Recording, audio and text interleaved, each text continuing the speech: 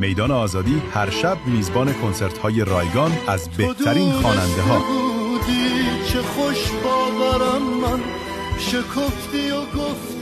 مردم ایران در رده خوشحال‌ترین مردم جهان قرار گرفتند. ارزش سهام ایران خودرو و سایپا بالاتر از بنز و فولکس واگن قرار گرفت. تهران برای 4مین سال پیاپی عنوان پاکترین شهر جهان را به دست آورد. گردشگری تبدیل به صنعت اول ایران شده و جزو اولین مقاصد توریست‌ها. دریاچه ارومیه یکی از قطب‌های گردشگری آبی ایران آماده میزبانی کشورهای اروپایی برای حل مشکل ترافیک از سیستم حمل و نقل شهری ایران الگو می‌گیرند. ایران در رده آزادترین کشورهای جهان قرار گرفت. دنیا ایرانو به عنوان الگوی حفظ حیات وحش میشناسه. گرونترین قرارداد تاریخ، امباپه به استقلال پیوست. پرسپولیس به فینال جام باشگاه‌های جهان رسید. ریال از سقف $100,000 گذشت و اقتصاد ایران تورم منفی را تجربه می‌کند.